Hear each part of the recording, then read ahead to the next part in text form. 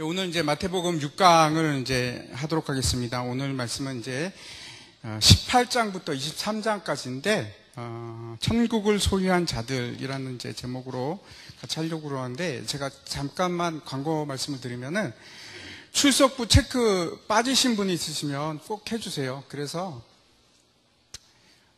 다음 주에는 그 강의가 없습니다. 제가 교육 들어가서 강의가 없습니다. 그래서, 다음 주에는 쉬고, 한 주 쉬고, 그 다음 주, 11월 9일이죠. 11월 9일 날 다시 모이도록 하는데, 그때 이제 시작하면 바로 이제 시험을 볼까 합니다. 근데,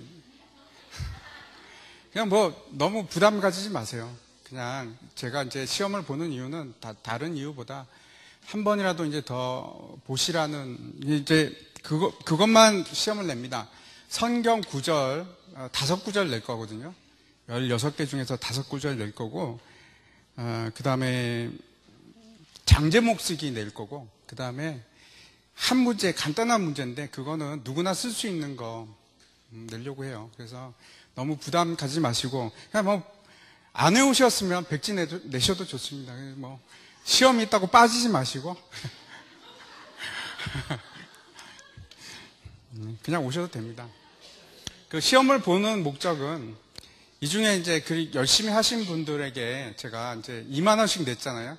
그래서 그걸 이제 돌려 페이백 해 드리려고 제가 그래서 하는 거니까 너무 걱정하지 마시고, 그래서 뭐 가능하면 성경 구절을 몇 절만 외워서 오시면 좋겠습니다. 그래서 뭐 몇 절 이렇게 쓰라고 했는데 생각 안 나시면 딴 거 쓰셔도 돼요. 그래서 제가 다 막는 걸로 해드릴 테니까. 예, 이제 3번 남았습니다. 6, 7, 8, 3번 남았는데, 이제 18장부터 이제 28장까지 10장이 남았습니다. 오늘 잠깐 하기 전에, 지난번에 이제 또 잠깐 못한 게 있어서, 변화산에 대해서 잠깐만 말씀을 드리려고 합니다. 변화산에서 변형이 되셨죠? 변형이 되셨는데, 누가 있었죠, 그때? 모세가 있었고, 엘리야가 있었고, 님께서 계셨는데, 이제 마가복음에서 그랬죠. 빨래하는 자가 이보다 더 희게 옷을 만들 수 없을 정도로 하얗게 변모되셔가지고 나타나셨다 이렇게 되어 있는데, 왜 모세와 엘리야가 여기 꼭 나타나야만 하는가만 이제 잠깐만 말씀을 드리려고 합니다. 이제 특징이 있어요. 엘리야도 그렇고 모세도 그렇고, 어떤 특징이 있냐면, 모세를 통해서 하나님께서 이스라엘 백성들하고 대화를 하셨어요. 엘리야도 마찬가지입니다. 모세도 그렇고 엘리야도 그렇고 하나님과 직접 그 백성들이 대화를 한 것이 아니고 이 사람들을 통해서 했는데, 어디서 대화를 하나님과 직접 만난 사람들입니다. 첫 번째 대화를 이 사람들을 통해서 했다. 두 번째 특징이 있는데, 이 두 사람의 공통점이 있습니다. 하나님을 어디서 만났냐면 호렙산, 신의 산이라고도 하죠. 신의 산 또는 호렙산이라고 하는데, 호렙산에서 만났어요. 그리고 이제 변형되었다고 해서 얼굴이 환하게 되었을 때, 히브리 사람들이 금방 떠올리는 것이 있어요. 모세입니다. 모세가 시내산에서 하나님과 같이 이제 지내지 않습니까? 율법을 받을 때. 그리고 내려왔더니 사람들이 쳐다볼 수 없을 정도로 영광의 빛이 나지 않습니까?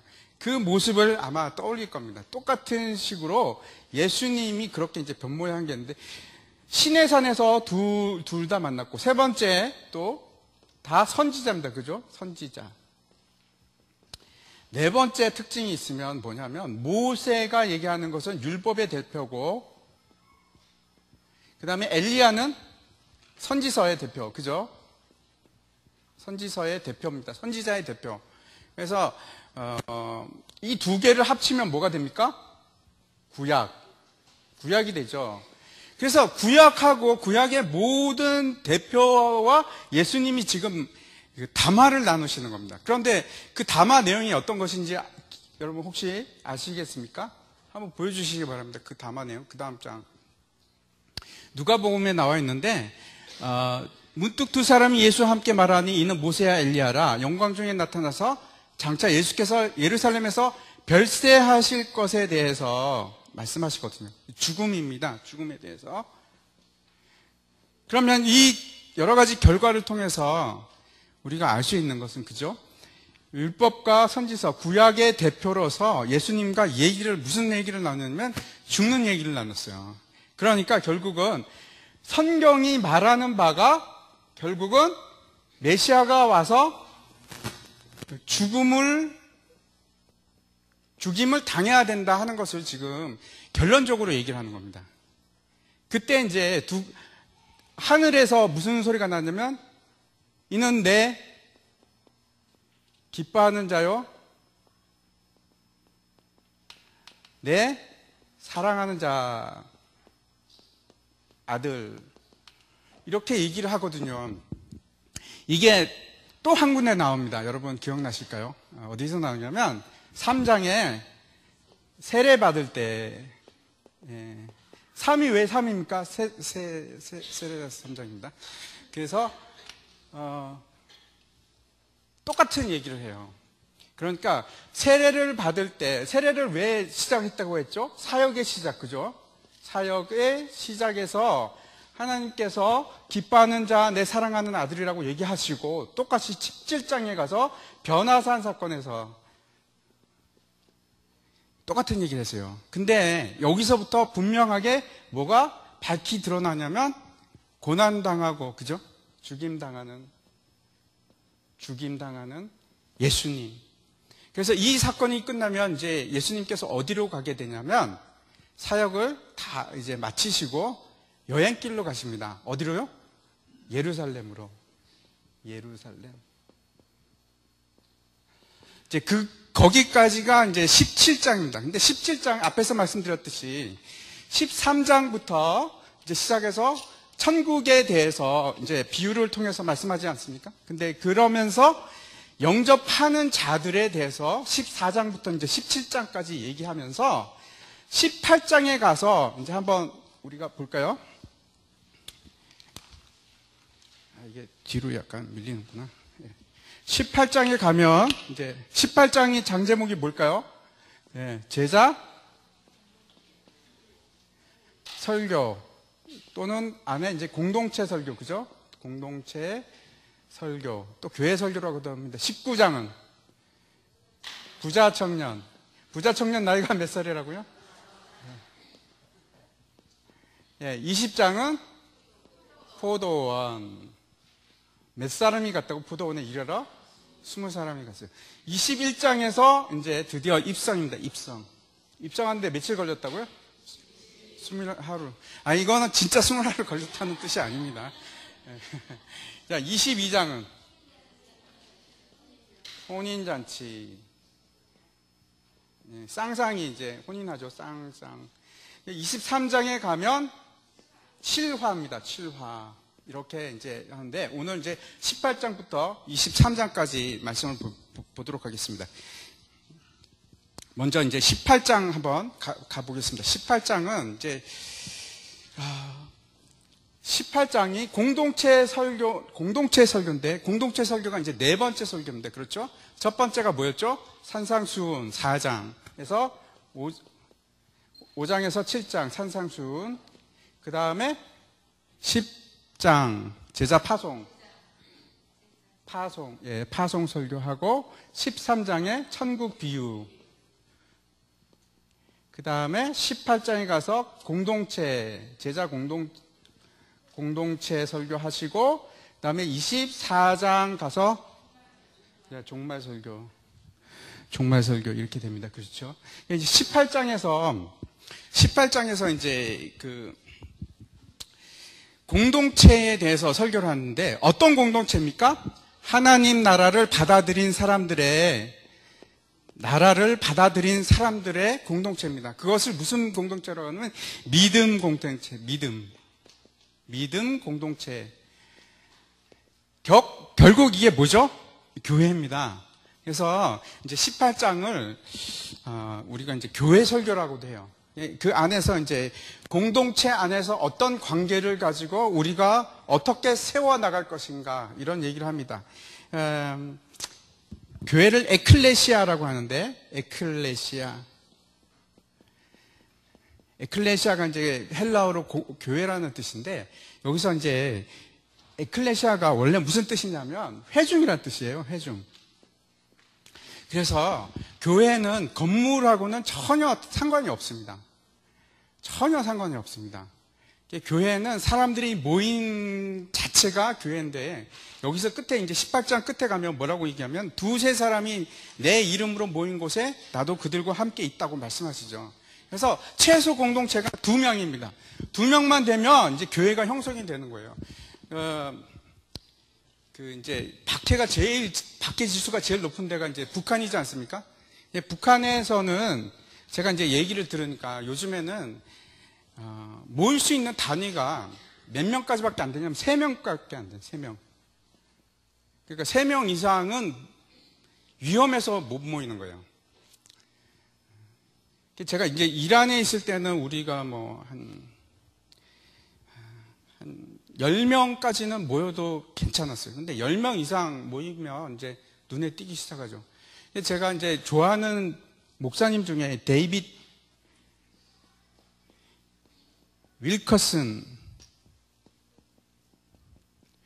윌커슨이라는 아주 훌륭하신 목사님이 계세요. 이분이 몇 년 전에 이제 사고로 돌아가셨는데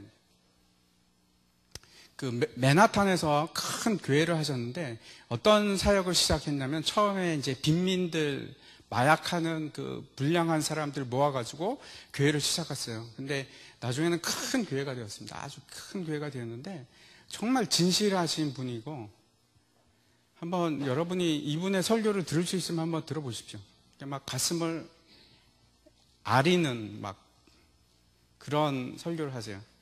참 제가 좋아하는 분인데 안타깝게도 이제 돌아가셨는데 이분이 이제 1970년대에 많은 예언을 받으셨어요. 많은 예언을 받았음에도 불구하고 얘기를 안 했어요, 이분이.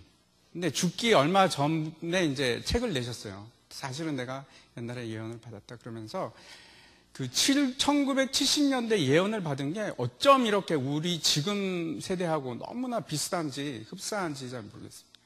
근데 그분의 이제 예언 중에 하나가 교회가 어떤 모습이 될 건가에 대해서 이제 얘기를 하는데 마지막 때가 되면 교회는 모두 살아남는 교회는 가정교회가 될 것이다. 이런 가정교회가 될 것이다 하는 예언을 하셔요. 저는 이제 이란에 있어 봤지 않습니까? 가정교회가 우리는 이제 지금 지상교회 그죠? 건물교회에 있지 않습니까? 근데 이런 교회는 타겟이 되기가 너무 쉬워요. 그래서 이제 핍박이 닥치거나 그러면 되게 힘들어집니다. 이란에도 큰 교회가 있었어요. 여러분 믿을지 모르겠는데 주일날 400명 모이는 교회가 있었습니다. 뭐 어마어마했어요. 막 몇 부 예배 드리고 막 그랬어요. 막 가기가 막 너무 뜨겁고 막 열기가 막 놀라운 자하마테 라빠니라는 교회인데 당연히 이제 지금은 없습니다. 문을 닫고 정부에서 폐쇄를 시켰죠. 근데 이런 큰 교회들은 타겟이 돼요. 근데 이 사람들이 흩어져서 이제 다 가정교회로 체제를 들어갔죠. 근데 이제 가정교회도 물론 잡히기는 하지만 너무나 좋은 것 중에 하나는 유지비가 하나도 안 들어요. 가정교회가. 제가 이제 가정교회를 저희도 하면서 느낀 게, 이게 참,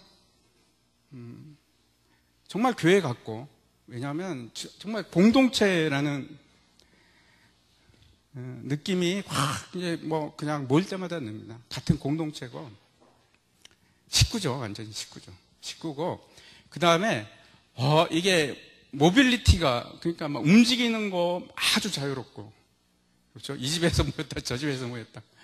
그 다음에 돈이 안 들고, 너무나 좋습니다.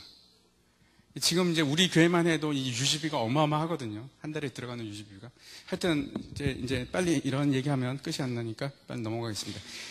이제 18장 세상의 논리와 다르게 어떻게 이제 교회 공동체는 하나님의 나라의 법칙은 어떻게 다른지 이제 또 이제 나오기 시작합니다. 잘 보십시오. 이제 18장을 보면은 크게 이제 두 가지로 나눌 수 있어요. 하나는 소자, 어린 아이에 대해서 얘기하고, 뒤로 가면은 용서에 대해서 얘기합니다. 근데 사실 이것이 교회의 가장 핵심입니다. 교회론의 핵심입니다. 그래서 우리가 좀 같이 좀 깊게 생각을 해봤으면 좋겠는데, 처음에 이제 뭐라고 얘기를 시작하냐면은 제자들의 1절에 한번 보시기 바랍니다. 1절을 보면은 제자들의 질문으로부터 시작해요. 뭐라고 얘기하냐면, 제자들이 예수께 나와서 천국에서는 누가 큽니까? 천국이라는 하나님 나라에서는 어떤 자가 가장 큽니까? 그런 질문을 합니다.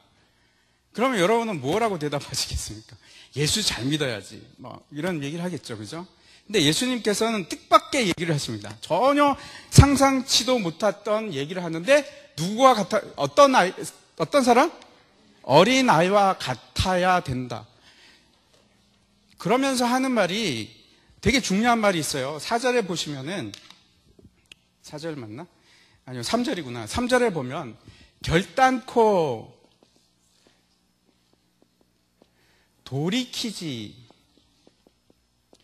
돌이키라는 말이 나와요. 돌이키라는 말이. 너희가 돌이키지가 아니고 돌이켜네요. 돌이켜 어린아이와 같이 아니하면 결단코 천국에 들어가지 못하리라. 이건 그러니까 여러분 되게 중요한 문제입니다. 어린아이가 되느냐 마느냐는 뭐하고 직결이 되냐면 천국에 가느냐 못 가는가 하고도 상관이 있고, 어린아이가 된다는 것은 돌이킨다는 거죠. 돌이킨다는 것은 행동적인 것을 얘기합니다. 이게 회개하고 같은 의미를 가지는데, 내가 가던 길을 그만두고 유턴을 하라는 뜻이죠. 그렇지 않으면은 문제가 있다, 천국에 못 들어간다, 이런 얘기를 하는데, 이거 굉장히 이제 오해의 소지가 많은데, 어린아이가 예수님께서 얘기했을 때 이 어린아이의 특성을 얘기하는 것인가? 주로 이렇게 많이 이제 얘기를 합니다. 그렇죠? 어린아이처럼 순진해야 된다, 아니면 어린아이처럼 뭐 순결해야 된다라든지 그런 기타 여러 가지 얘기를 하는데, 사실은 이 전체 문맥을 통해서 보면 어린아이의 특성에 대해서 얘기하는 것이 아니고 지위에 대해서 얘기를 하는 겁니다. 지위, 위치를 얘기를 하는 겁니다. 그래서 어느 시대나 그렇죠. 이제 힘있고 능력 있는 사람이, 중요한 사람이 되고 싶어 합니다. 그 중에서도 이제 특히 중동에서는 더 그렇습니다. 세력이 있는 자가, 시간이 없어서 제가 말은 못 드리겠는데, 그런 중동은 굉장히 강합니다. 우리나라도 뭐 그렇다고 뭐 만만치는 않죠. 메이존이라는 단어를 쓰는데, 크다 할 때 메이존이라는 헬라어 단어를 쓰는데, 이 크다는 것은 부피가 크다 뭐 이런 것을 얘기를 하는 것이 아니고, 물리적으로 큰 것을 얘기하는 것이 아니고 서열을 얘기합니다. 서열. 그래서 위치가 어딘가, 직위가 높고 낮음을 얘기할 때 이제 메이존이라는 얘기를 하는 겁니다. 그래서 이제 우리 청년들 같은 경우에 이제 취직을 하기 위해서 스펙을 쌓고, 그죠? 나를 더 크게 치장하려고 하는 거, 애쓰는 거 있지 않습니까? 그런 걸 얘기합니다. 내가 어떤 직위를 가지고, 아니면 내가 뭐 얼마나 돈이 많고, 그런데 그런 거가 아주 낮은 자가 천국에 들어간다는 겁니다. 그래서 어떻게 해야 되냐면, 지금 너희들이 지금 높은 위치에 있지 않냐. 그런데 그걸 돌이켜갖고 정말 낮은 곳으로 가라는 겁니다. 낮은 곳으로. 행동을 유발하는 겁니다. 행동을 유발하는 단어입니다. 낮은 곳으로 가서 18장 3절 한번 봅니다. 이르시되, 같이 한번 읽어볼까요? 18장 3절. 이르시되 진실로 너에게 이르노니 너희가 돌이켜 어린아이들과 같이 되지 아니하면 결탄코 천국에 들어가지 못하리라. 높아지려고 하는 것이 아니고 낮아진 정체가 뭐냐? 너희 정체가 뭐냐? 거기에 이제 제가 표를 했는데, 제자 공동체하고, 그죠? 제자 공동체가 있고 세상 공동체가 있는데, 특징이 뭡니까? 특징이 제자 공동체는 목표가 세상은 계속 높아지려고 하는데 제자한테는 자기 위치에서 떠나서 낮아지는 쪽으로 가는 것이 목표입니다. 그래서 섬기는 자가 되는 거고, 세상은 다르죠. 섬김을 받는 자가 되고자 합니다. 그래서 이제 소자고 큰 자, 이게 다른데, 이제 우리가 이제 그러면 이제 생각해 보는 거예요. 이게 이제 교회에 대해서 하는 말씀이니까, 우리 교회는 그러면은 낮아지고자 하는 목표를 향해서 가는 공동체인지, 아니면 아직도 높아지려고 하는 이쪽을 향하고 있는지, 아니면 이쪽을 어디에 있는지, 우리 공동체는 어디에 속하는 건지, 소망교회는 이것을 목표로 해서 나가는 건가? 아니면 이것을 목표로 해서 나가는 건가? 이제 또 제가 말씀드리지만 한국교회가 계속해서 이것을 추구했어요. 아까 이제 데이빗 윌커슨 목사님이라는 분 같은 경우에는 그런 거에서 아주 신랄하게 얘기합니다.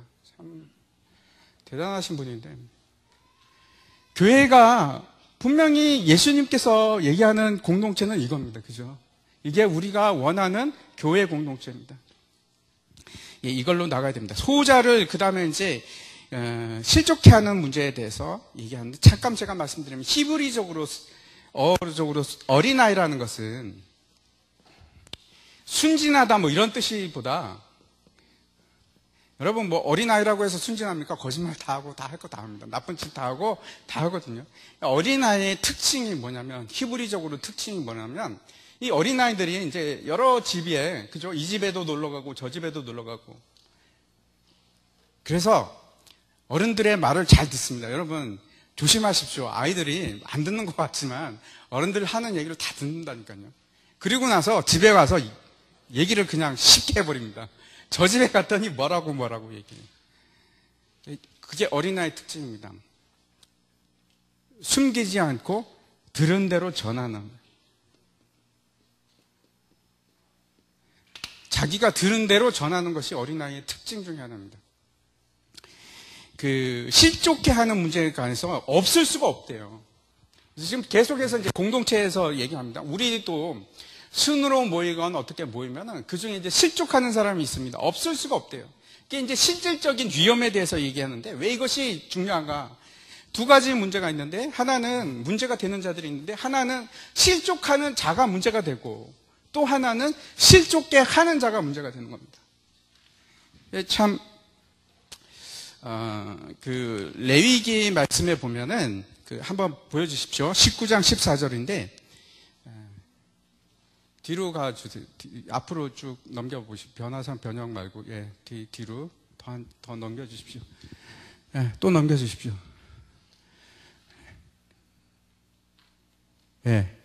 너는 기목은 자를 저주하지 말며 맹인 앞에 장례물을 놓지 말고. 이것이 이제 율법이 613개로 되어 있습니다.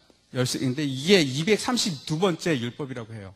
맹인 앞에 장례물을 두지 마라. 소경 앞에. 이게 실족하게 하는 겁니다. 그러니까 맹인이 앞에 가는데 장애물을 놓는 것이 실족해 하는 일인데, 이 맹인이 뜻하는 듯이 랍비들이 어떻게 얘기하냐면, 못 보는 사람도 맹인이지만 어린아이와 같이 앞뒤 분간을 못하는 사람, 못하는 자, 그것을 이제 소경이라고 얘기합니다. 그래서 좌우를 분간하지 못하는 자가 있는데, 그 사람들에게 정말 필요한 정보를 주는 것이 아니고, 어린아이들이 있는데, 소자가 있는데, 그 사람들에게 정말 필요한 정보를 주는 것이 아니고, 자기가 알고 있는 정보, 임의의 정보, 잘못된 정보를 주는 것이 실족해 하는 겁니다. 참, 정말 저는 제 자신도 굉장히 두렵습니다. 제가 말 한마디 잘못하잖아요. 그러면 제가 여러분을 실족해 하는 겁니다. 근데 그 죄가 얼마나 큰지, 그 다음에 뭐라고 얘기를 하냐면, 그 실족해 하는 자는 차라리 연자맷돌을 목에 걸고 바다에 빠져서 죽는 게 더 낫다. 이렇게 얘기하는 겁니다. 이게 공동체 안에서 실족하는 자가 있는데 로마서에 보면은 로마서 14장에 보면은 먹는 문제 얘기를 해요. 먹는 문제. 그다음에 고린도 전서에서도 비슷한 얘기가 이제 나오는데 8장이 나오죠. 먹는 문제로 얘기를 하는데 네가 먹는 것 때문에 다른 사람 연약한 자를 실족게 하지 말라 이렇게 얘기를 하죠. 그래서 오히려 우리는 연약한 자의 약점을 다 이렇게 보듬고 나가는, 약점을 커버하고 담당해 나가는 자가 되어야 되는 것이 지금 예수님께서 첫 번째 얘기하는 거예요. 첫 번째 얘기하는 거예요. 어린아이가 되어라. 그 다음에 이 어린아이들의 약점을, 소자들의 약점을 너희가 커버를 해라. 담당하고 나가라. 이렇게 얘기하는 겁니다. 그래서 내가 이런 겁니다. 내가 잘한다고 하더라도 그 결과가 나쁘면 나도 책임이 있는 겁니다. 왜냐하면 이게 다른 사람의 인생을 망치는 일이니까. 이게 인생을 망치는 정도가 아니고 지옥 가게끔 하는 거니까. 내가 헛소리를 해가지고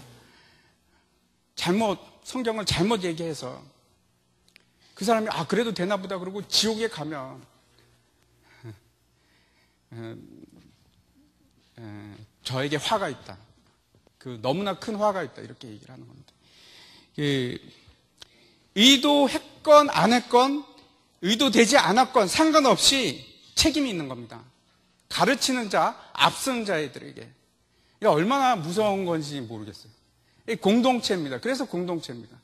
한 사람이라도 놓치지 않는 거예요. 한 사람이라도 놓치지 않고 함께 가야 되는 것이 공동체입니다.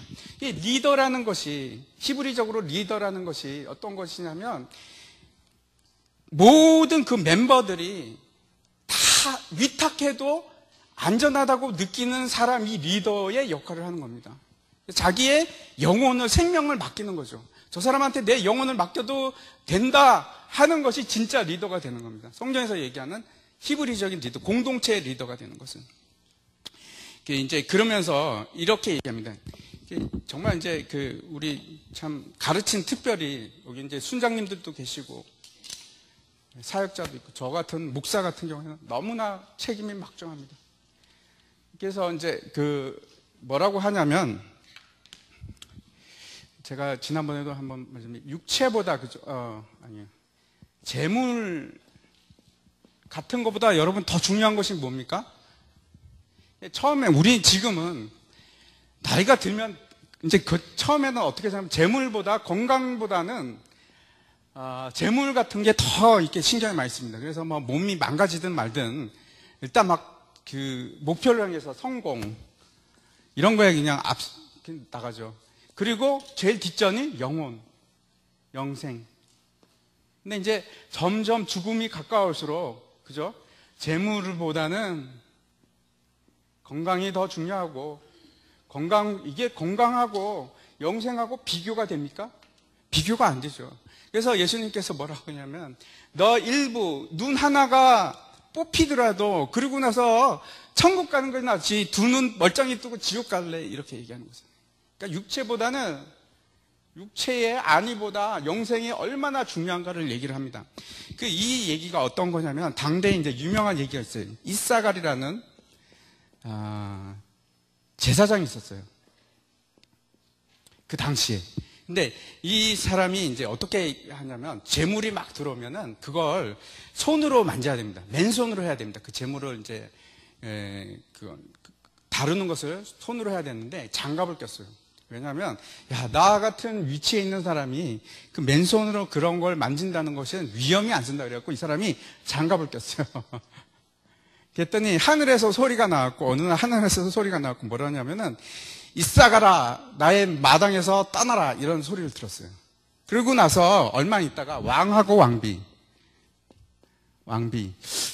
누군지 모르겠습니다. 헤롯인지 누군지 잘 모르겠습니다. 그냥 이렇게만 나오니까 제가 이 둘이서 싸웠는데 무슨 문제로 싸우냐면 왕은 염소고기가 맛있다.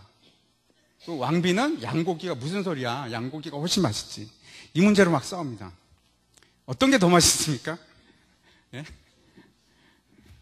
뭐 사람마다 다 틀리겠지만 저는 뭐 양고기가 맛있는 것 같습니다. 하여튼 왕비는 양고기가 맛있다 그러고 왕은 염소고기가 맛있다 그랬어요. 그래가지고 이제 싸우다가 그러면 우리 재물을 많이 받는 제사장한테 물어보자. 그리고 이사갈한테 물어봤어요. 근데 이사갈이 입조심을 해야 되는데 뭐라고 얘기를 했냐면은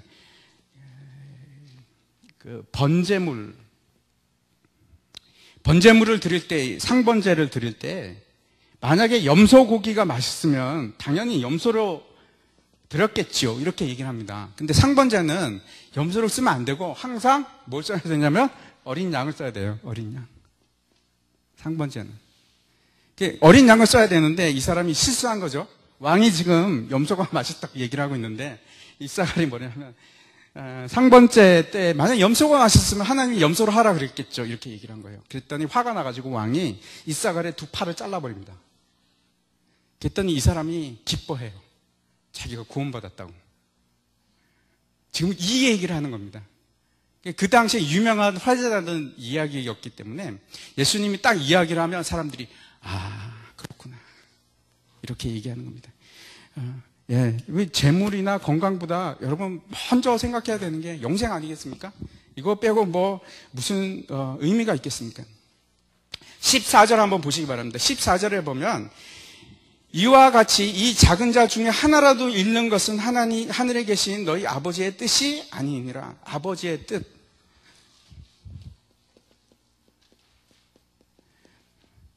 구원과 관계가 있다는 거죠. 구원과 관계.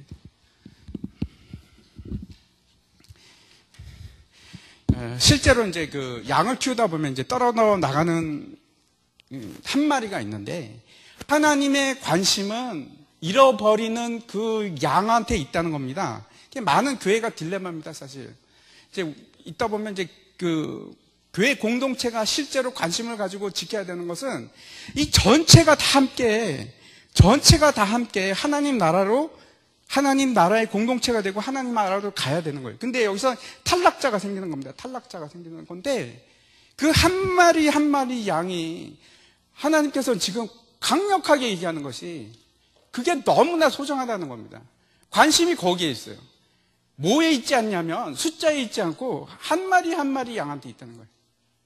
하나님의 관심은 거기에 있다는 겁니다. 그래서 이제 교회가 가족 공동체 같은 거 돼야 됩니다. 그래서 사람들이 요즘에 와서 더 심해졌는데 나와 신앙생활은 나와 하나님과의 그냥 관계로 충분히 만족한다. 조용히 내가 신앙생활을 그냥 하겠다. 그래서 주일 예배 드리고 그러면 되지. 이렇게 하는 것은 교회를 모르는 겁니다. 정말로 교회를 모르는 겁니다. 여기서도 여러분 여기는 뭐 주 다 이제 순 예배 참석하시지만 공동체가 그렇게 중요합니다. 하나님께서 지금 계속해서 강조하시는 것이 믿음 공동체. 왜냐하면 하나님께서 그 일을 하시는데 뭘 통해서 하냐면 이 믿음 공동체를 통해서 하시기 때문에 거예요. 공동체. 그것이 교회입니다. 이제 교회를 있다 보면 이제 뒤에 보면 이제 죄를 보면 형제가 죄를 범하면 하면서 나오는데 첫 번째 어떻게 해요? 개인적으로 가서 권고하고 두 번째 두세 사람이 가서 또 권면하고 그래도 말을 안 들으면 세 번째 교회가 권면을 하고 그래도 말을 듣지 않으면 이제 이방인이나 세리같이 여겨라 이렇게 되어 있습니다. 그런데 거기서 핵심은 뭐냐면 그 정도로 어린 양 돌아오게끔 하는데 관심이 있습니다. 사실 그 핵심 포인트는 거기 있어요. 그래서 그 다음에 기도가 나오거든요. 두세 사람이 모인 곳에 내가 거기 함께 있다. 그게 무슨 얘기냐면 그 일을 기도로 하라는 겁니다. 기도로. 잃어버린 양을 돌이키는 것을 기도로 하라는 겁니다. 땅에서 매면 하늘에서도 매이고 서로 그러니까 무슨 뜻입니다. 그게 이제 18절에 있습니다. 진실로 너에게 이르노니 무엇이든지 너희가 땅에서 매면 하늘에서도 매일 것이요 무엇이든지 땅에서 풀면 하늘에서도 풀리리라. 이것이 교회가 결정하면 하나님께서 그대로 따르겠다는 그런 뜻이 아니고 하나님의 결정을 교회가 대변하고 있다 이렇게 얘기하는 겁니다. 하나님의 결정을 교회가 대변하고 있다. 그래서 교회의 결정이 너무나 중요합니다. 하나님의 결정을 대변하는 거니까. 그래서 뭐라고 해야 됩니까? 하나님하고 기도를 해야 돼요. 그 전에. 대변하는 거기 때문에 기도를 해야 됩니다. 이것이 이제, 그래서 교회가 있으면 이 공동체의 안전장치예요, 안전장치. 철저하게 하나님께서 지금 원하시는 것은 단 한 마리라도 잃어버리지 말라. 그래서 왜 그러냐면, 여러분, 앞에서 우리가 봤지만은, 돌밭도 있고, 그죠? 돌밭. 가시 떨기밭도 있고, 좋은 밭도 있습니다. 그런데 문제는 뭐냐면, 이 사람이 이제 떠나잖아요. 그러면, 저 사람은 그냥 도짝밭인가 봐. 가시 떨기밭인가 봐. 할 수가 없는 게, 우리는 몰라요. 끝까지 몰라요. 언제까지 모르냐면, 하나님께서 그물로 다 쳐 올려가지고, 좋은 고기, 나쁜 고기 구별할 때까지 몰라요. 그렇기 때문에 우리가, 그냥 그 사람은, 우리 공동체 소속이 아닌가 봐 할 수가 없는 거예요. 끝까지 모르기 때문에. 최선을 다해서 지키라는 겁니다. 마지막 심판날까지. 그리고 나서 이제 용서에 대해서 얘기를 하는데, 70번씩 7번이라도 용서를 하라, 이렇게 얘기합니다. 랍비들은 3번만 용서하라 그랬는데, 제주도가 베드로가 그러죠. 7번만 용서할까요? 그랬더니 70번씩 7번. 그것은 490번을 하라는 얘기가 아니고 깨끗한 마음으로 하라는 거예요. 깨끗한. 이런 겁니다. 어떤 사람이 B가 있습니다. B가 A한테 갔어요. 야, 돈 좀 꿔줘. 돈 좀 꿔줘 그랬어요. 그랬더니 A가 싫어, 나 돈 없어. 이렇게 했어요. 며칠이 지났어요. 그래갖고 A가 다시 B한테 와갖고, 야, 급한데 내가 지금 큰일 났어. 차 좀 싸야겠어. 네 지금 차 좀 빌려줘. 나 큰일 났어. 그랬더니 B가, 싫어. 네가 돈도 안 꿔줬는데 내가 왜 차를 왜 꿔주냐. 그렇게 하면은 뭐가 됩니까? 보복이 돼요. 보복. 이거 아니죠. 그죠? 그 다음에 예를 들어서 돈 꿔줘 해서 안 꿔줬는데 A가 차를 끌어왔어요. 그러면 B가 얘기하기를, 그래, 너는 나한테 돈을 안 꿔줬지만 나는 너한테 차를 꿔줄 거야. 잘한 거죠? 예? 예?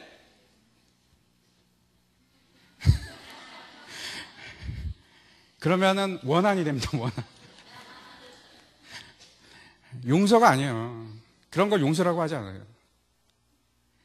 용서는 어떻게 하냐면, 이 사람이 돈을 내가 거부를 당했을지라도 용서하는 것은 70번씩 7번, 490번을 용서하라는 것이 아니고, 빌리러 왔을 때, 그래? 내가 얼마든지 빌려주지? 하는 것이 뒤끝 없이, 그게 깨끗한 마음으로 하라는 겁니다. 그게 용서예요, 용서. 너는 나한테 이렇게 했지만 나는 이렇게 한다. 이거는 원한입니다, 원한.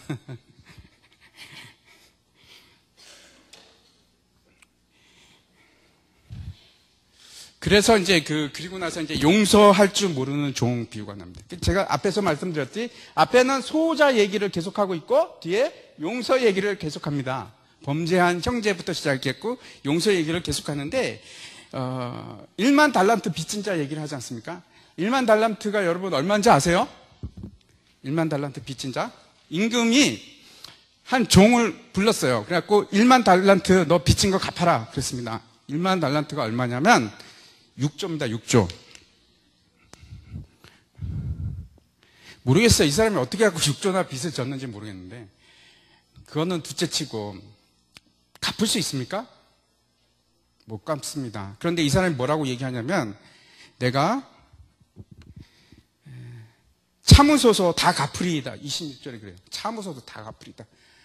아무튼 이렇게 했는데 왕이 어떻게 하냐면 불쌍히 여기고 빚을 탕감해 줍니다. 그죠? 6조의 빚을 탕감을 해줍니다. 그래갖고 룰루랄라 하고 나와서 가다가 자기한테 얼마 빚진 자? 예? 100데나리온. 100데나리온은 얼마냐면 한 1,000만 원 됩니다. 1,000만 원. 작지 않죠. 1,000만 원. 배가 아프죠. 1,000만 원 뛴다고 생각하면 얼마나 배가 아프겠습니까? 딱 만났어요. 그래갖고, 야, 돈 내놔. 1,000만 원 내놔. 그래갖고 이제 왕이 그걸 알고 이 사람을 다시 감옥에 집어넣습니다. 그죠? 여기서 하나 생각할 게 있어요. 여러분, 탕감이 뭘 얘기합니까? 예? 예, 구원을 얘기하죠. 그죠? 그러면 다시 한번, 이상한 거 없습니까? 탕감을 받았대요. 구원을 받았대요. 그런데 어떻게 됩니까? 나중에 다시 감옥으로 가요.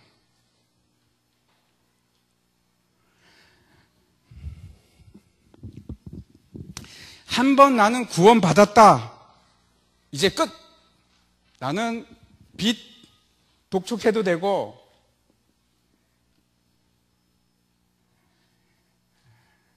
하나님의 뜻대로 안 살아도 되고 그렇게 해도 된다는 겁니까? 그러면 어떻게 해요? 다시? 구원이 없어지는다고 얘기를 하는 것이 아니고 잘 보세요. 지금 탕감하기로 작정을 한 거죠. 하나님께서. 그렇지만 이 사람의 지금 행위가 이따위잖아요. 그죠? 이따위 행위를 하는 거잖아요. 그래서 알고 봤더니 결국 이 사람은 구원받은 사람이 아니었다는 거예요. 우리가 너무나 여기에 지금 잘못 생각할 수가 있습니다. 나는 구원받았다. 여러분, 뭘로 증명하겠습니까? 내가 구원받았다는 걸 여러분 어떻게 증명하시겠습니까?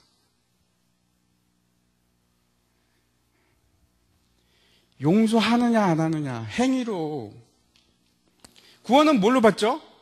믿음으로 받습니다. 그죠? 그러니까 왕이 너를 탕감해 주겠다 그러면 아멘 하고 받는 게 믿음이거든요. 그죠? 믿음으로 탕감을 받는다고요. 그건 분명합니다. 하지만 정말로 탕감 받은 게 맞으면 이 사람이 다른 사람을 용서해야 된다. 그게 행위로 나타나야 돼요. 근데 그 행위가 없으면 이 사람은 탕감 받은 거 아닌 거예요. 아닌 거라고. 지금 우리가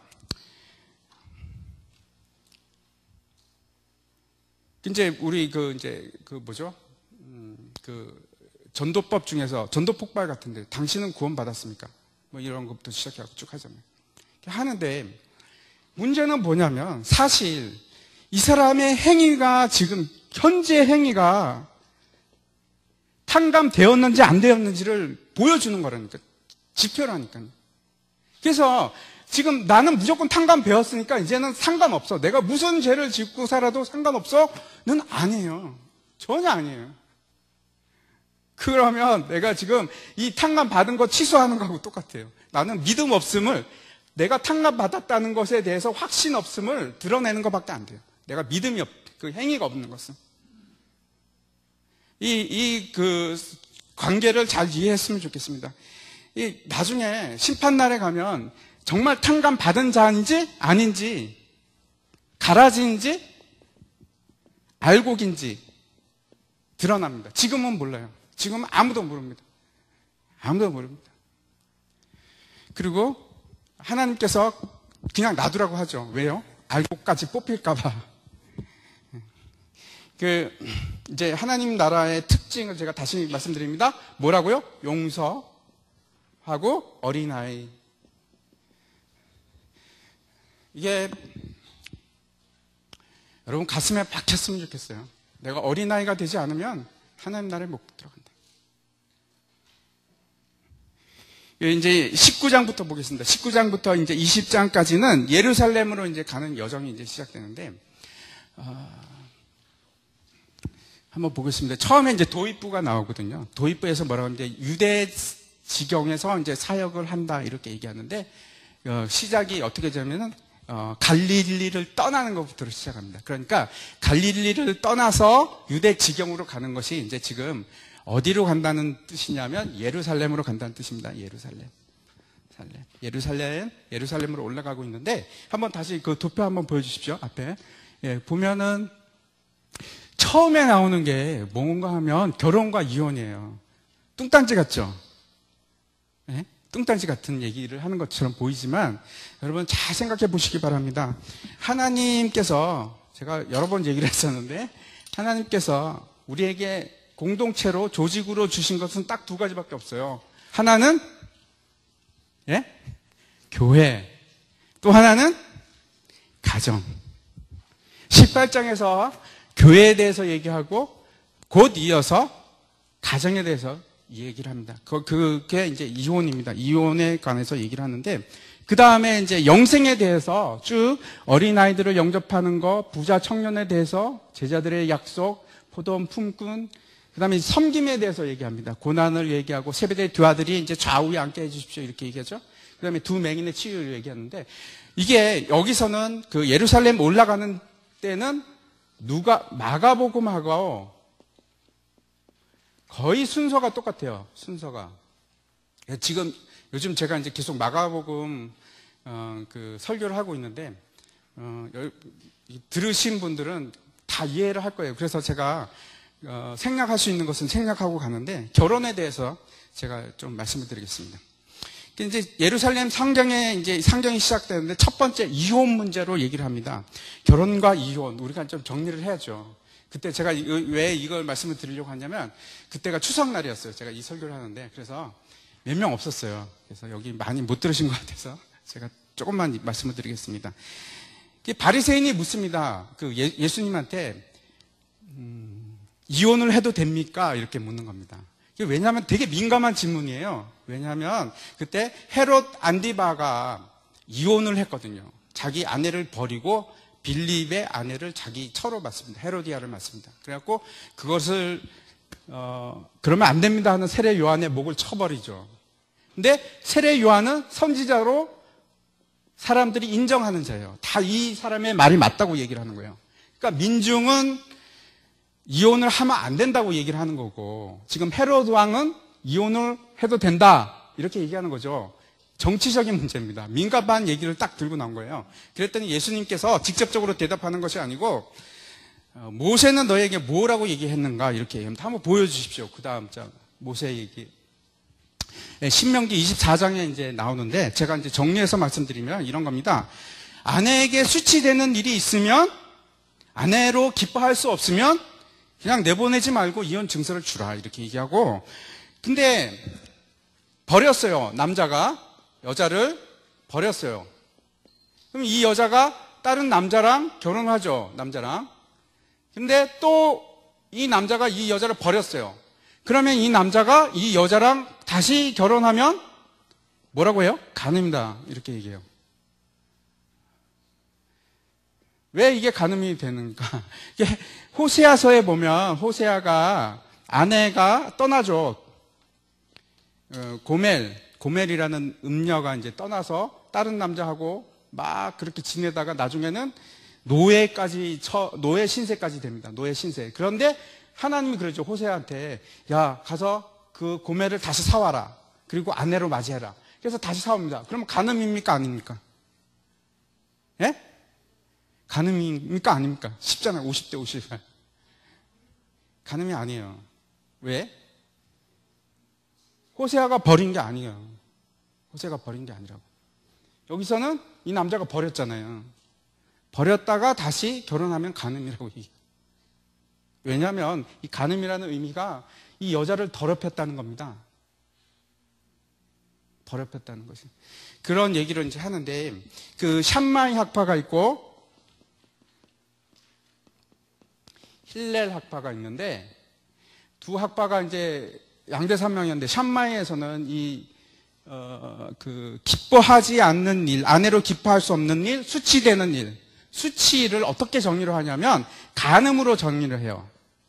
그런데 이제 문제가 있죠. 왜냐하면 간음으로 정리를 하면 수치로운, 간음은 무조건 돌로 쳐 죽이는 거잖아요. 그죠? 이혼할 필요가 없어요. 돌로 쳐 죽여야 되니까, 율법상으로. 근데 힐렐은 뭐냐 하면 요리를 잘못해도, 못생겨도, 아내가 못생기면 수치되는 일로 그냥 버릴 수 있어요. 여러분 큰일 나, 지금 잘 태어나신 겁니다. 심지어는 머리카락 질이 나빠도 이게 이혼 사유가 됩니다. 근데 당시에는 이제 여자를 버린다는 것은 여자가 경제력이 없기 때문에, 왜냐하면 노동이 주로 주 일이었으니까요. 경제력이 없으니까 여자가 거지가 되거나 아니면 창녀가 되거나, 이 방법밖에 없어요. 그래서 이혼 증서를 주라는 겁니다. 이혼 증서가 있으면 다른 남자하고 시집을 갈 수 있거든요. 그러니까 이혼 증서 없이 시집을 가면 뭐가 되니까? 간음이 되니까 돌에 맞아 죽잖아요. 그래서 모세가 이혼 증서를 줘라고 했는데 예수님께서 뭐라 그러면 그거는 원래 그런 뜻이 아니고 너희가 너무나 악하기 때문에 하는 짓이 너무나 이런 걸로 이혼을 하고 버리고 하니까 너무 악하기 때문에 이 여자들을 위해서 이혼 증서라도 주면 그 여자들이 살 수가 있으니까 이혼 증서를 주라 이런 뜻입니다. 그렇게 얘기를 하는 겁니다. 그러니까 일종의 약자 보호법이죠. 이혼 증서를 주는 것은. 그래서 이혼 증서를 주는 것이 끝이 아니다 이렇게 얘기하는데 제가 한 가지 이제 바울의 다음 장 넘겨주십시오. 바울의 견해를 보겠습니다. 글이 많으니까 읽기 싫으시죠? 저도 읽기 싫은데 제가 정리해서 말씀드리면 바울은 이렇게 얘기합니다. 두 가지 부류에 대해서 얘기해요. 첫 번째 결혼한 자. 뭐라고 얘기합니까? 이혼하라 말라? 하지 말라. 하나님의 뜻이라고 해요. 하나님 뜻. 그런데 나머지 그 나머지는 뭐라고 하냐면 하나님 뜻은 아니고 내 의견인데 이 나머지가 이제 드러납니다. 결혼한 자가 어떤 자들인지 나머지가 어떤 자들이 나오는데 결혼한 자는 둘 다 하나님 안에 있는 자예요. 하나님 안에. 근데 나머지가 얘기하는 것은 한쪽만, 그러니까 남편이나 아내가 그러니까 믿음을 한 명만 갖고 있을 때 나머지라고 지금 표현한 겁니다. 근데 나머지인 경우에 남편이 만약에 안 믿는다. 아니면 믿음이 약하다. 근데 그 사람이, 그러니까 하나님 앞에 있는 사람이 아니죠. 공동체에 속한 사람이 아니죠. 그 사람이 뭐라고 하냐면, 당신 싫어. 나 이혼하고 싶어? 그러면은 바울이 뭐라고요? 이혼해라. 아내가, 남편 나 싫어. 예수장이 뭐 교회만 다니고 나 못 살겠어. 나 싫어. 이혼할래. 그러면 뭐라고요? 바울 의견이 이혼해도 괜찮다. 이렇게 얘기를 해요. 그런데, 만약에 같이 살고자 하면, 같이 사는 것이 좋아하면 이혼하지 말라. 이 얘기를 합니다. 이게 이제 바울의 의견입니다. 사도 바울의 의견인데 예수님은 그럼 뭐라고 하느냐? 예수님은 이 19장 6절 한번 보시기 바랍니다. 19장 6절에 보면 그런즉 이제 둘이 아니요 한 몸이니 그러므로 하나님이 짝지어 주신 것을 사람이 나누지 못할 것이라. 나누지 못할 것이라고 한 것은 이제 둘이 한 몸이 되었고 그 다음에 하나님이 짝지어 줬기 때문이고 두 가지 이유입니다. 그런데 이 결혼이라는 것이 결국 둘이 한 몸 연합을 이루었고 그 연합을 이룬 것이 하나님의 뜻이라면 절대로 이혼은 불가하다. 이혼은 불가하다. 이런 얘기를 하는 겁니다. 그 에베소서 5장 31절, 32절 같이 읽겠습니다. 그러면 시작. 그러므로 사람이 부모를 떠나 그의 아내와 합하여 그 둘이 한 육체가 될지니 이 비밀이 크도다. 나는 그리스도와 교회에 대하여 말하노라. 한 남자하고 한 여자가 결혼하는 것은 결합으로 끝나는 것이 아니고 먹고 사는 문제로 끝나는 것이 아니고 무슨 얘기입니까? 큰 비밀로 향하는 문이래요. 큰 비밀로 향하는 문. 그것이 복음의 문입니다. 복음. 그러니까 여러분 절대로 결혼을 가볍게 생각하면 안 돼요. 결혼할 때도 그렇고 정말 하나님 뜻을 구해야 돼요. 그래서 한번 생각해 보십시오. 왜 복음이라고 하냐면 여러분 남편이나 아내 한번 생각해 보십시오. 그냥 못 살아요. 이혼율이 지금 뭐 50%다 어쩌다 이러는데 뼈를 깎는 내가 죽음을 통해서 이게 무슨 거냐면 교회와 예수 그리스도의 연합을 상징하는 거라고 얘기하지 않습니까? 한번 여러분 교회를 한번 생각해 보십시오. 예수님이 죽으심으로 교회를 사셨어요. 죽으심으로 샀다니까요. 죽기까지 사랑하셨다니까요. 그거를 갖다가 지금 그 복음을 갖다가 결혼을 통해서 이루어내라는 겁니다. 이 결혼이 간단한 문제가 아니고 여러분의 복음을 나타내는 통로예요.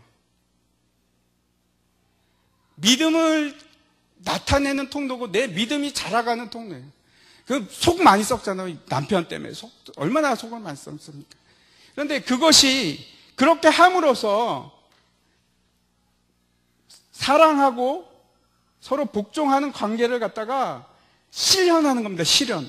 다시 말씀드려서 결혼을 통해서 복음을 이루어내는 겁니다. 그것이 얼마나 이게 비밀이라고 얘기합니다. 이게 놀라운 길이죠. 그래서 결혼은 복음을 나타내는 명확한 예입니다. 예.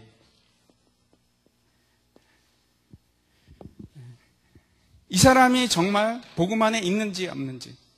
내가 죽을 때, 그러니까 죽음을 무릅쓰고 내 아내를 사랑하고 또 내 아내가 죽음을 무릅쓰고 죽게 하듯이 복종하고 서로 상대방에게 그렇게 사랑하고 복종하는 것을 실례로 만들어내는 거니까 예수 그리스도와 그 교회의 모습을 실례로 만들어내는 것이 사랑입니다. 그래서 너무나 중요합니다. 제가 이제 그래서 결혼을 해야 되는 건, 이혼을 해야 되는 건지 말아야 되는지 결론을 말씀드릴게요. 하나님께서 짝지어 주셨으면 서로 믿음 안에 있으면 하지 마십시오. 하면 안 돼요. 믿음 안에 있으면. 근데 믿음 안에 있는 짝이 아니라면 해도 됩니다. 근데 서로 안에서 이 복음을 향해서 달려가는 사람들이잖아요. 그러면 하면 안 돼요. 참아내야 됩니다. 죽을 때까지 예수님께서 죽기까지 그 교회를 사랑해서 이겨내시듯이 그렇게 하는 겁니다. 그래서 하나님이 짝이면 우리가 믿음의 공동체 안에 있으면 끝까지 여러분 승리하셔야 됩니다. 승리하셔야 돼요. 예, 부자 청년에 대해서 이제 잠깐 얘기를 하려고 합니다. 부자 청년에 우리가 잊기 쉬운 것 중에 하나가 있어요. 여러분, 부자 청년을 다 아시죠? 어떤 내용인지. 예, 다 읽어보셔서 아시죠? 예, 부자 청년 얘기가 무엇에 궁극적으로 무엇에 관한 얘기입니까? 재물에 관계된 얘기입니까? 예, 영생에 관계된 얘기, 영생에. 그런데 이 부자 청년의 영생에 관한 건데, 그러니까 영원히 사는 거죠. 영원히 사는 것. 에덴 동산에서 죄로 상실했던 그것을 도로 찾는 문제입니다. 어떻게 하면 잃어버린 생명을 찾을 수 있는가? 영원한 생명을 찾을 수 있는가?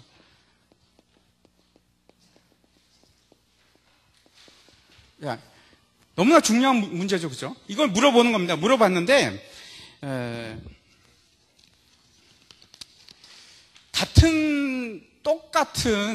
똑같은 질문을 또 누가 한 적이 있어요. 누가복음 10장에 가면 율법사가 똑같은 질문을 합니다. 내가 어떻게 해야 영생을 얻을 수 있습니까? 이거 똑같은 질문을 합니다. 그랬더니 예수님께서 똑같은 답을 주세요. 계명을 지켰느냐?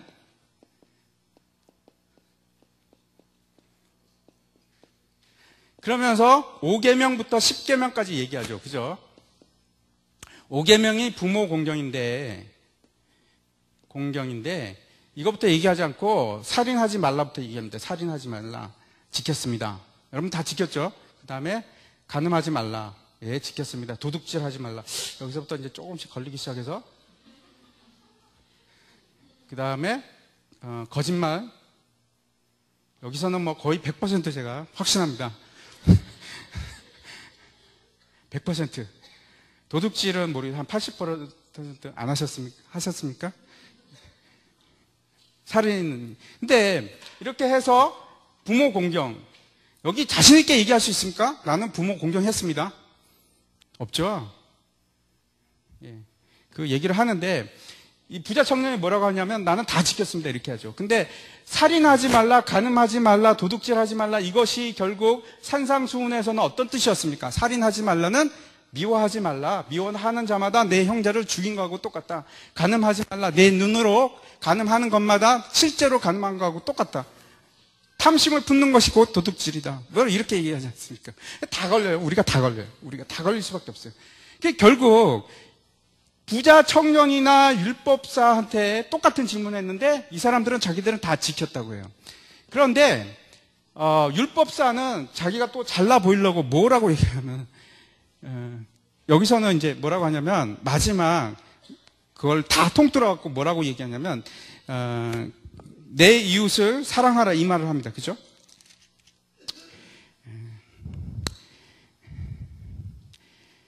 내 이웃을 내 자신과 같이 사랑하라 하신 이것이니라. 율법을 통틀어 갖고 내 이웃을 사랑하라 하는 이것이다 얘기했더니 율법사는 뭐냐면은 이웃이 누굽니까? 이렇게 묻죠. 이웃이 누굽니까? 그랬더니 예수님께서 그 유명한 사마리아 사람 비유를 얘기하십니다. 선한 사마리아 사람 얘기를 하죠. 그래서 이제 예루살렘에 올라가는데 강도를 만나고 쓰러져 있는데 처음에 제사장이 그냥 지나가고 레위인도 그냥 지나가는데 선한 사마리아인은 자기가 돈 들여서 자기가 여건방에 지우고 치료비까지 내면서 했다. 누가 진짜 이웃이냐 그랬더니 이 사람이 사마리아 사람입니다. 이렇게 얘기하잖아요. 여기서 얘기하는 게 뭘까요? 이 선한 사마리아인도 그렇고 이 부자 청년도 그렇고 부자 청년에서 결론이 어떻게 나냐면 부자 청년이 뭐라고 합니까? 예수님께서 네가 한 가지 부족한 것이 있으니 네 재물을 팔아서 가난한 자에게 다 나눠줘라. 그리고 나를 따르라. 이렇게 얘기합니다. 그랬더니 근심해서 가죠. 왜? 자기가 재물이 많으므로. 이렇게 얘기합니다. 그러면서 예수님께서 말한 것이 낙타가 바늘기 들어가는 것이 부자가 천국에 들어가는 것보다 쉽다 이렇게 얘기합니다. 결국 뭘 얘기하냐면 보세요. 제사장이나 레위인은 시체를 만지면 안 돼요. 만지면 안 돼요. 죽어 있는지 살아 있는지도 모르는데 왜 그걸 만집니까? 지금 여리고에서 예루살렘에 올라가는 길이에요. 여기는 항상 이 사람들이 그 제사장들이 여리고에 많이 살았는데 왜 올라가겠습니까? 제사 지내러 가는 거예요. 제사 지내러 가는데 부정한 거 만지면 큰일 나는데 어떻게 만지면 안 되죠. 모른 척하고 가야 됩니다. 그런데 사마리아 사람은 왜 그랬느냐? 여러분 사마리아 사람은 유대인하고 상극인 거 아시죠? 서로 원수지간이에요. 원수가 이렇게 도와준다고 얘기하는 거예요. 뭘 얘기하냐면 불가능을 얘기하는 불가능. 제가 잘 모르겠어요. 선한 사마리안 협회도 있고 뭐 선한 사마리아인이 되죠. 그 되면 좋은데 제가 반대하는 건 아닌데 예수님께서 정말 하고 싶은 것은 불가능을 얘기하는 겁니다. 불가능을. 계명을 지키는 것 자체가 내 이웃을 내 몸과 같이 사랑하는 것을 계명 지키는 것이 우리가 산상수훈에서 배웠잖아요. 그거는 불가능한 것을 율법 아래에서 영원한 생명을 찾을 수 있는 방법이 없으면 지금 말씀하고 계십니다. 그래서 뒤에 가서 뭐라고 하냐면 사람은 할 수 없으나 하나님께서는 하실 수 있느니라 이렇게 얘기하잖아요. 결국 구원을 얻는 것은 영생을 얻는 것은 여기에 속한 것이 아니고 하나님께 속한 것을 얘기를 하는 겁니다. 하나님께 속한 것을. 이것이 우리가 놓치기 쉬운 것 중에 하나입니다. 나머지는 뭐 설교 다 들으셨으니까 잘 아실 거고 이제 넘어가도록 하겠습니다. 그리고 나서 이제 뭐 얘기하냐면 포도원 품꾼 비유를 얘기를 합니다. 포도원 품꾼 비유. 참 그 중요한 비유 중에 하나입니다. 여러분 이제 제가 잠깐 뭐 까먹으신 분들을 위해서 제가 이거 지우면서 말씀을 드리면 주인이 이른 새벽부터 그 인력 시장에 나가서 사람들을 구하죠. 그래서 데리고 오고 12시에 데리고 9시에 데려가고 12시에 데려가고 뭐 그렇게 해갖고 결국 오후 5시까지 사람들을 데리러 갑니다. 이 비유, 제가 이제 비유를 말씀드리면 이 주인은 누굴까요? 예? 포도원 주인은 누구죠? 하나님, 그죠? 하나님. 예, 그 다음에 일꾼은? 일꾼. 우리죠, 우리인데, 여기서 제가 그 비유를 말씀드릴 때 지난번에 얘기했는데 상식밖에 요소가 있습니다. 상식밖에. 이 비유에 있어서는 상식밖에 요소가 뭡니까? 예? 이상하잖아요. 이 주인이, 포도원 주인이 왜 오후 5시에 사람을 구하러 갑니까? 일을 지금 끝내야 되는데. 그쵸? 상식 바뀝니다. 그 다음에 왜 아침 새벽에 이른 아침부터 온 사람과 저녁 오후 5시에 온 사람하고 왜 똑같이 한 데나리온씩 주잖아요. 상식 바뀌죠. 화날 만하죠. 뭐가 이건 문제가 되는 겁니까? 똑같은 얘기를 하는 겁니다. 지금 부자 청년하고. 부자 청년에서 핵심이 뭐라고요? 우리가 할 수 없다. 여기 보십시오. 이 사람들이 이제 어떤 사람들이 화가 났냐면 이른 아침에 온 사람들이 화가 났어요. 아니 이게 뭐야? 늦게 온 사람하고 우리하고 똑같은 월급을 품삯을 받는다는 게 말이 됩니까? 이렇게 얘기하잖아요. 그런데 하나님께서는 왜 한 데나리온을 주기로 한 겁니까?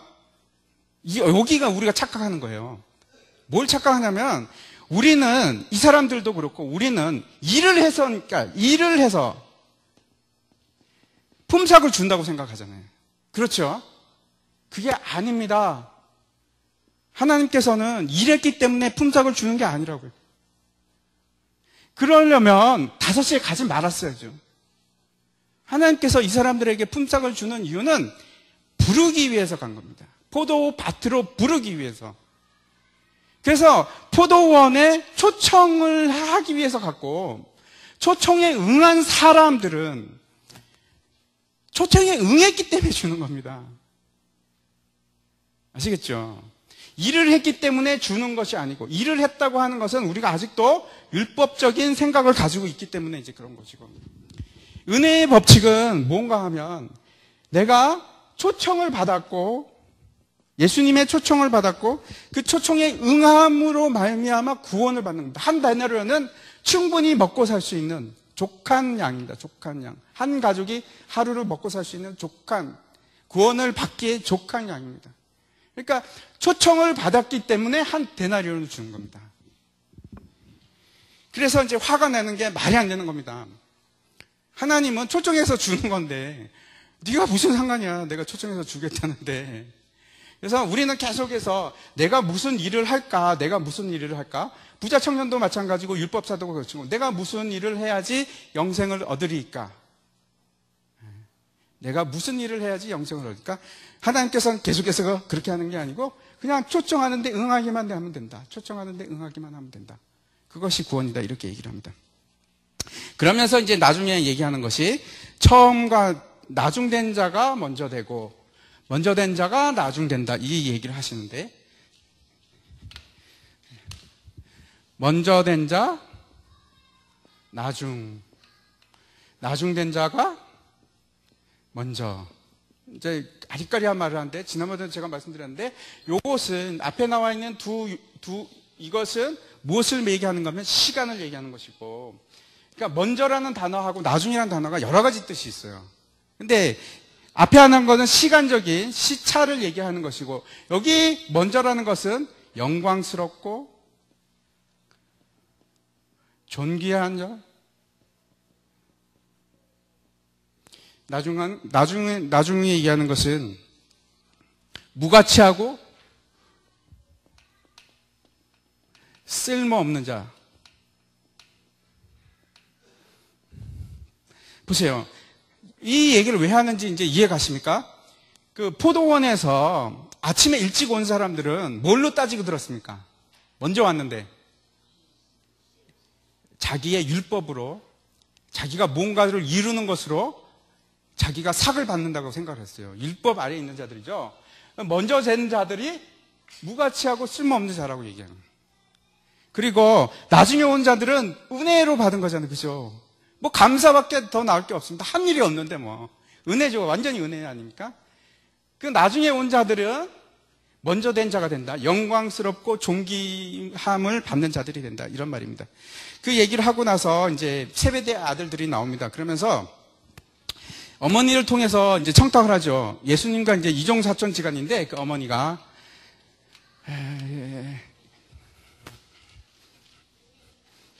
한 가지 재밌는 거 제가 말씀드릴게요. 예수님의 좌우편에 앉게 해달라고 이렇게 얘기를 합니다. 두 가지를 말씀드리는데, 하나는 그 유태인들의 전형적인 식탁의 모습이 이렇습니다. 이렇게 생겼어요. 디귿자로 생겼어요. 1번, 2번, 3번 손님 앉고 4번, 5번, 6번, 7번, 8번, 9번, 9번, 10번, 11번, 12번 이렇게 앉았다고 합시다. 이렇게 앉았다고 하면 어디가 제일 상석일 것 같아요, 여러분? 가운데, 그죠? 여기? 네, 이쯤. 이 아니고 여기가 상석입니다. 여기가 상석. 그래서 좌편, 우편이 있는데 왜 그러냐면 이 사람이 제일 믿을 만한 사람들 여기에 세우는데 가운데 이렇게 좀 밥 먹을 때 우리 같으면 맞아 죽죠. 이렇게 누워서 먹습니다. 반쯤 누워 먹으면 이렇게 이 사람 왼쪽으로 누우니까 이쪽에다가 이렇게 지그시 누우면 오른손으로 이제 집어 먹고 이렇게 반쯤 누워서 먹는데 그러면 이 사람이 먹을 것을 도와줍니다. 여기가 제일 상석인데 아무튼 이런 자리에 앉고 싶다고 얘기를 하는 겁니다. 좌우에 앉으라고. 근데 예수님의 좌편 우편에 있고 싶다고 얘기를 하는 거죠. 근데 우리가 잘 알잖아요. 예수님의 십자가가 있으면 좌편에도 십자가가 있고 우편에도 십자가가 있었어요. 예수님이 이 얘기를 생각했는지도 모르겠어요. 십자가를 생각하면서 야, 너희가 뭘 구하는지도 모르고 지금 좌편에 매달리고 우편에 매달리고 그러는구나. 그렇게 얘기했는지도 모르겠습니다. 아무튼 그러고 나서 이제 소경 바디메오가 속했던, 여기는 이제 2명이라고 나와요. 원래 이제 2명인데 그 중에 한 명이 이름이 뭡니까? 소경 바디메오. 영적인 눈 먼 자들을 얘기를 하는 거죠. 그죠? 근데 이제 넘어가겠습니다. 넘겨서 21장부터 23장까지 한번 보겠습니다. 21장부터. 좀 보여주십시오. 21장부터 23장. 처음에 입성, 앞에, 전에, 세 부분으로 나눠졌어요. 21장부터 23장까지 세 부분으로 나눠졌는데, 첫 번째가 입성에 관한 얘기입니다. 예루살렘이 입성하시고, 성전을 정화하고, 그 다음에 무화과 저주 사건이 나옵니다. 근데 마가복음에 똑같이 나와요.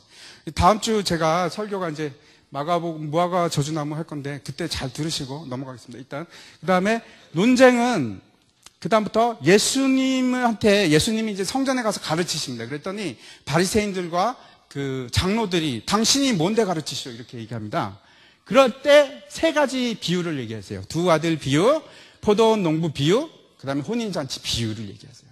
그랬더니 이제 그 바리새인들이 계속해서 질문합니다. 가이사의 세금 내야 될까요? 말아야 될까요?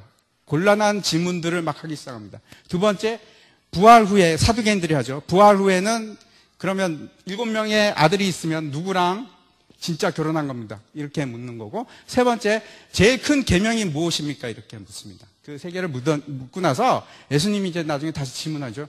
그러면 내가 한 가지 묻겠다. 메시아가는 누구의 자손으로 오냐? 그랬더니 이제 다윗의 자손으로 옵니다.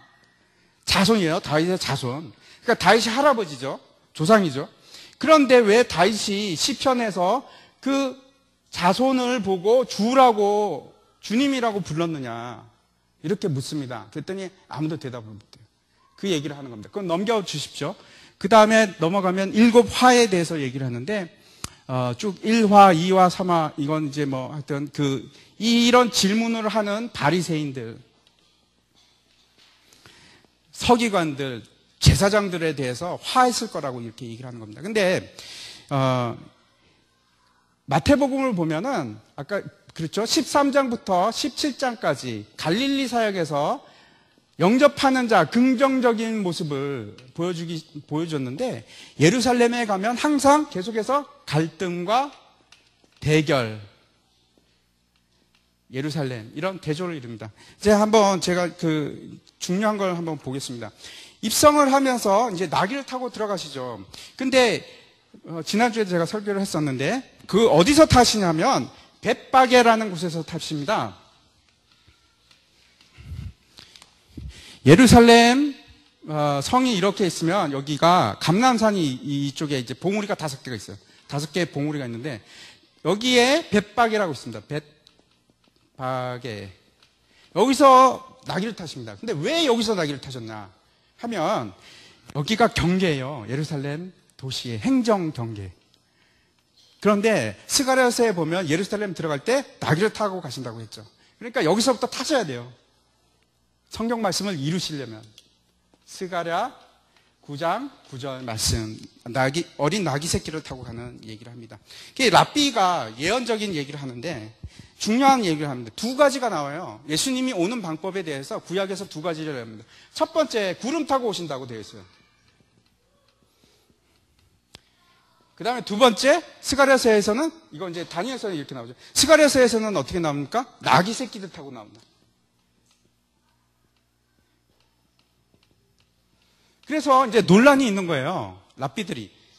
아니, 구름을 타고 오실 건가? 아니면 나귀 새끼를 타고 올 것인가? 이게 이제 논란입니다. 그런데 이제 한 랍비가 뭐라고 얘기를 하냐면, 민중들이 그 오실 자를 순종하게 되면, 그러니까 그때 사람들이 하나님께 순종하는 마음이 있을 때는 구름을 타고 오실 것이고, 그 다음에 하나님께 불순종하고 받아들이지 않는 마음이 있으면 메시아는 나귀 새끼를 타고 올 거다. 이런 이제 얘기를 해요. 근데 예수님은 나귀 새끼를 타고 왔죠. 우리는 이게 잘 압니다. 왜 이게 2개 나왔습니까? 예수님 2번 오시거든요. 첫 번째 오실 때는 나귀를 타고 오시고, 2번째 오실 때는 구름 타고 오십니다. 예수님께서 승천하실 때 내가 지금 올라가는 그 모습 그대로 내가 다시 오리라 이렇게 얘기해서 구름 타고 오실 거라고. 그 얘기를 하고 이제 성전 정화 사건하고 무화과 나무 사건이 있는데, 그 성전 정화하고 무화과 사건은 연결이 되어 있습니다. 무화과 나무가 뜻하는 것이 있습니다. 무화과 나무는 성경에서 계속 이스라엘이에요. 이스라엘. 그러니까 이스라엘이 말라 죽는 것을 저주하시죠. 저주하고 결국 말라 죽죠. 그 얘기를 하면서 중요한 게 있습니다. 끝에 뭐가 나오냐면 기도에 대해서 나와요. 뭐라고 나오냐면, 기도함으로 무엇이든지 믿고 구하는 것은 다 받으리라. 몇 장에 있습니까? 21장 22절에 있습니다. 너희가 기도할 때 무엇이든지 믿고 구하는 것은 다 받으리라. 무슨 얘기를 하고 나서 이 얘기를 하냐면, 무화과 나무가 마른 얘기를 하고 말라버린 얘기하고 이 얘기를 합니다. 그래서 사람들이 이제 혼돈을 일으키는데, 이 산 들려 저 바다에 던지우라 하는 것이 정말 깊은 뜻이 무엇인가? 그거는 무화과 사건하고 연결을 지어야 됩니다. 그래서 독립적으로 이것만 딱 떼어와갖고, 내가 믿고 구하기만 하면 내가 참 놀라운 능력이 생겨서 이 산이 들려서 저 바다로 메꿀 것이다 하는 거가 맞을 수도 있겠지만, 정말 지금 이 성경에서 하고 싶은 얘기는 무화과와 연결된 얘기를 하는 겁니다. 그 얘기는 이번 주 주일날 할 테니까 잘 들으시기 바랍니다.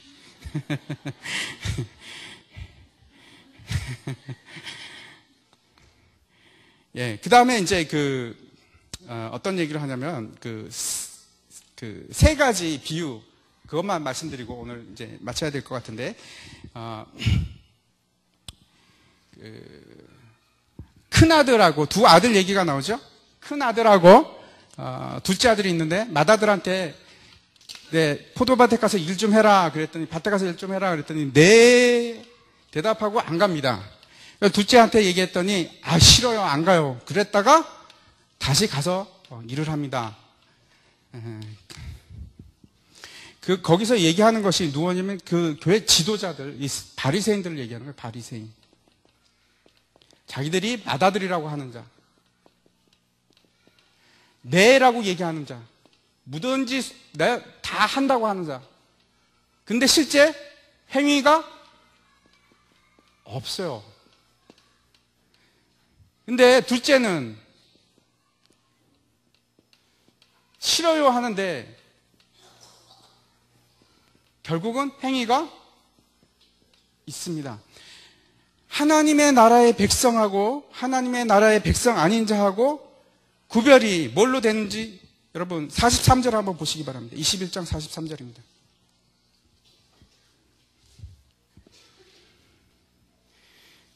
자, 같이 한번 읽겠습니다. 43절 시작.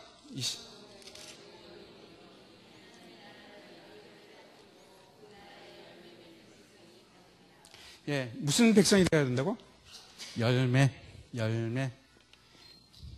열매를 보면 그 나무를 알 수 있습니다.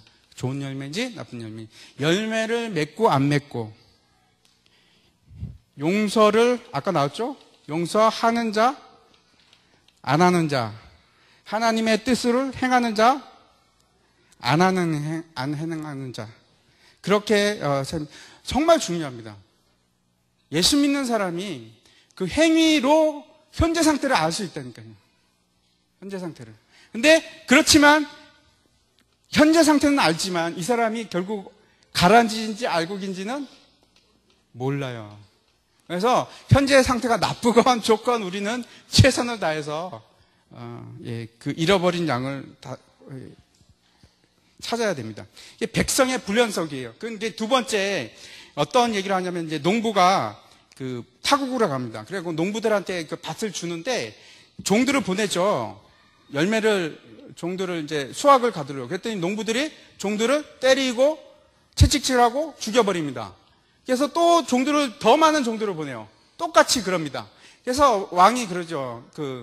야, 안 되겠다. 내 아들을 보내리라. 아들을 보냈더니 어떻게 합니까? 죽여버리죠. 죽여버리면서 이제 그 다음에 이제 나오는데,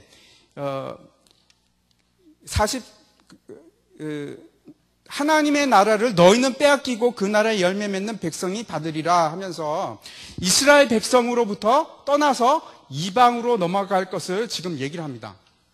똑같은 얘기를 이제 그 다음에 혼인잔치 비유에서도 똑같이 얘기해요. 혼인잔치에서 비유에서 이제 뭐 어떤 얘기를 하냐면은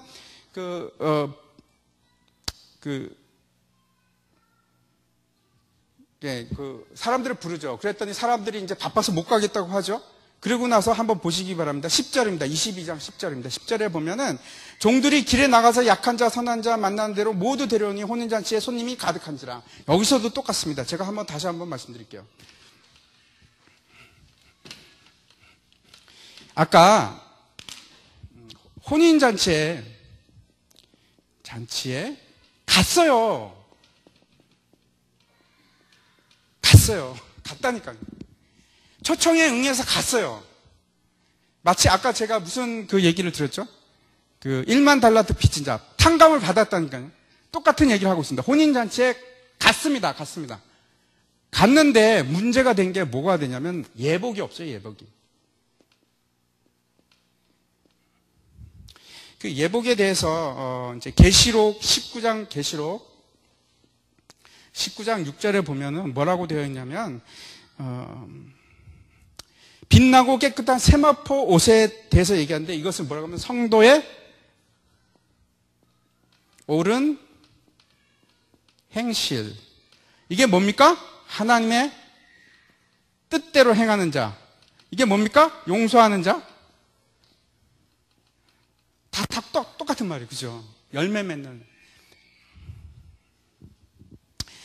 택함을 받은 자는 많고 초청에 응해서 오는 자도 많은데 그 중에는 가라지가 있다는 거예요. 가라지가 있고 용서한 자가 있고 예복을 입은 자도 있는데 예복을 안 입은 자도 있고 용서 못하는 자도 있고 하나님의 뜻대로 행하지 않는 자들도 있고 시작만으로 우리가 시작할 때 이게 이제 참 여기까지 이제 오늘 쭉 중요한 포인트가 이것 중에 하나입니다. 제가 말씀드리고 싶습니다. 시작에는 알 수가 없어요. 먼저 된 자가 나중되고 나중된 자가 먼저 되고 모두가 다 탕감을 받은 걸로 생각을 하는데 그 중에 알고 봤더니 탕감 안 받은 자도 있고 모든 자가 다 초청을 받아서 갔다고 생각했는데 알고 봤더니 더러운 옷을 그냥 입고 온 사람도 있고 예복을 입고 온 사람도 있고 그 얘기를 하고 있습니다. 시작만으로 우리가 어설프게 택함을 받았다 이렇게 얘기할 수가 없어요. 우리는 모릅니다. 끝까지 모릅니다. 이제 그리고 나서 이제 그 질문들이 있고 7가지 화가 나서 이제 끝납니다. 그리고 나서 이제 다음번에 24장부터 25장에 이르기까지 심판에 대해서 얘기를 합니다. 심판. 여러분, 이 심판이 지난번에도 처음에도 말씀드렸는데, 모든 성경 중에서 가장 정확하게 우리가 알아듣기 쉽게 많은 내용을 얘기한 것이 이 마태복음 24장입니다. 종말에 대해서.